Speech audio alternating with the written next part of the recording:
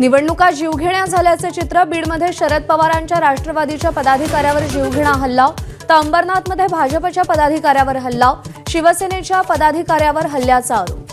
माननीय मुख्यमंत्री आणि या महाराष्ट्राचे गृहमंत्री साहेब, माननीय देवेंद्र फडणवीस साहेब, या महाराष्ट्राला तुम्हाला बिहार करायचंय का, हा मला रोज राहून राहून प्रश्न पडतोय. इथं प्रत्येक ठिकाणी तुम्ही साम दाम दंड भेद वापरायला लागला.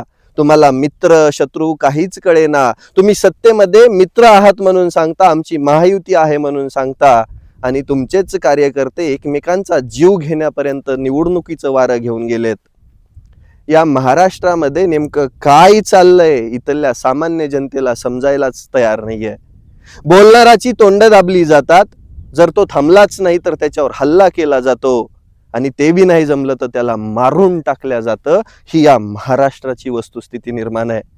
माननीय गृहमंत्री साहेब, या भारतामध्ये कडक कायदे आहेत, पण त्या कायद्यांची अंमलबजावणी करणारा जर नामर्द राहिला ना, तर या देशाला लवकरच तुम्ही एक गुंडांचा देश, या महाराष्ट्राला बिहार सारखी परिस्थिती करून टाकाल.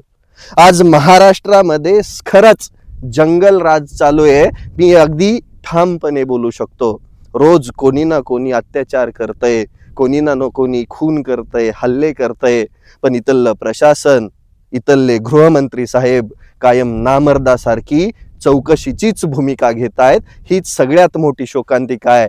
साहेब, गृहमंत्री साहेब, एका अत्याचार करणाऱ्या, एक भिकारचोट बलात्कार्याला चौकामध्ये लटकवा, खून करणाऱ्याला फाशी द्या, आणि हे जे असं काय म्हणतात ना, लोकशाहीचा गळा घोटणारी माणसं येतं, ज्यांना वाटतं की पावर दाखवली, पैसा दाखवला की सत्ता येते, त्यांना पण चिरडण्याचा प्रयत्न करा. तेव्हाच कुठे या महाराष्ट्रामध्ये सुशासन आणि शांती नांदेल, नाहीतर महाराष्ट्रात लवकरच जंगल राज येईल.